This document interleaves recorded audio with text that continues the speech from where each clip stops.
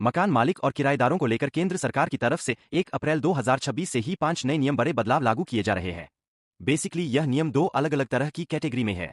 एक तो अगर आप नौकरी करते हैं, सरकारी नौकरी वगैरह, और एचआरए क्लेम करते हो।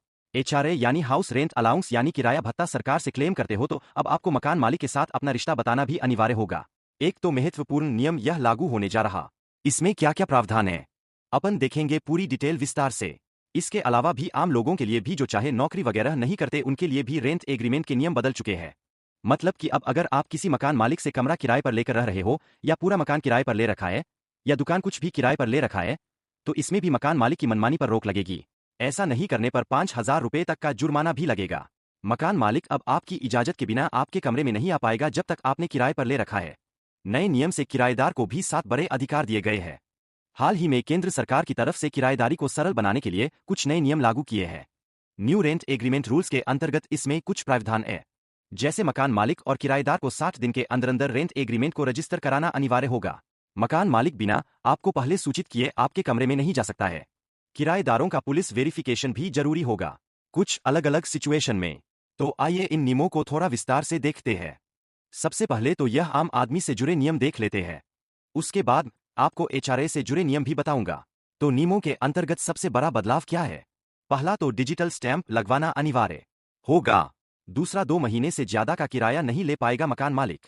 तीसरा 12 महीने बाद ही बढ़ाया जा सकेगा किराया। चौथा घर खाली करने के लिए मजबूर नहीं कर सकते हैं कोई भी मकान मालिक किराएदार को बिना इन्फॉर्म किए। पांचवा बिना इजाजत के किराएदार के कमरे में भी नहीं घुस सकेगा मकान मालिक। छठा किराएदारों का पुलिस वेरिफिकेशन जरूरी होगा। और सातवां कुछ गड़बड़ होने पर मकान मालिक को 30 दिनों में मरम्मत भी करवानी होगी। अगर मकान में कोई दिक्कत आती है, इशू आता है तो चलिए इन नियमों को थोड़ा विस्तार से देखते हैं। सबसे पहला नियम है डिजिटल स्टैंप लगाना अनिवार्य होगा।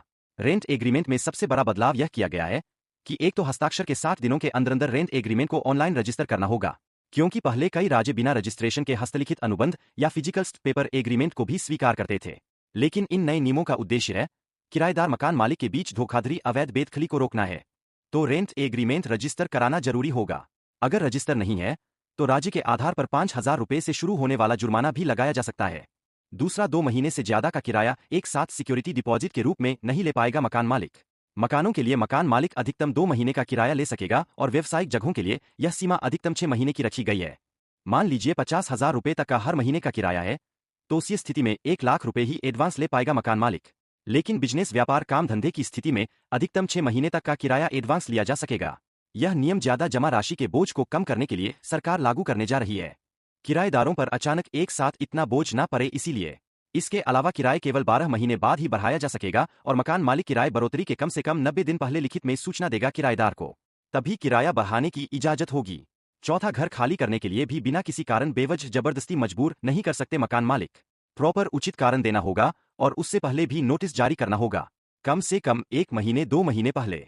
पांचवा बिना इजाजत के किराएदार के कमरे में भी नहीं घुस सकेगा मकान मालिक। कम से कम 24 घंटे पहले लिखित में सूचना देनी होगी।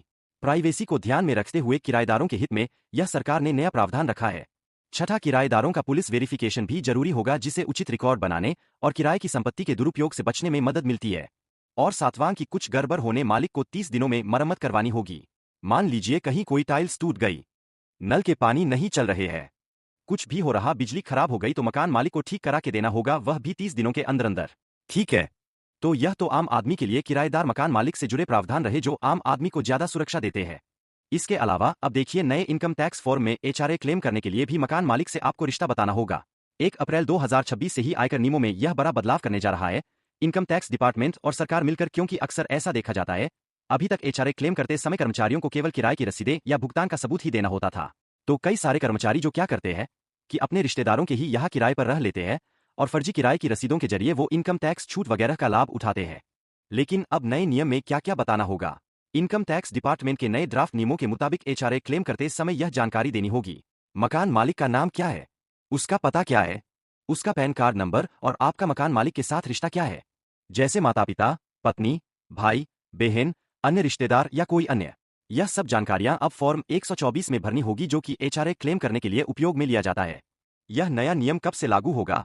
तो 1 अप्रैल 2026 से ही इस नियम को लागू करने का प्रावधान है। हालांकि इस नियम का आम आदमी पर तो असर नहीं पड़ेगा, लेकिन जो सैलरी वाले कर्मचारी जिनका एचआरए भत्ता और जो किराए वगैरह भरते हैं, तो उनको यह सब कुछ डिटेल्स प्रूफ के साथ देनी होगी। इससे फर्जी एचआरए के दावों पर रोक लगेगी, टैक्स सिस्टम में पारदर्शिता बढ़ेगी और किराए भत्ते के दावों की सत्यापित जांच हो पाएगी। तो यह 1 अप्रैल से ही मकान मालिक के साथ रिश्ता बताना अनिवार्य होगा कर्मचारियों के लिए एचआरए अलाउंस का फायदा लेने के लिए। ठीक है ना? तो ये मकान मालिक किराएदारों को लेकर 1 अप्रैल 2026 से लागू होने वाले कुछ नए नियम, बड़े बदलाव उम्मीद है आपको जरूर जानने मिले होंगे। इस वीडियो को लाइक और शेयर करना। बाकी दोस्तों और भी 1 मार्च 2026 से हमारे देश में क्या क्या नियम लागू हो रहे हैं, इसकी भी डिटेल जानकारी आज दिन में ही मैंने चैनल पर दी है।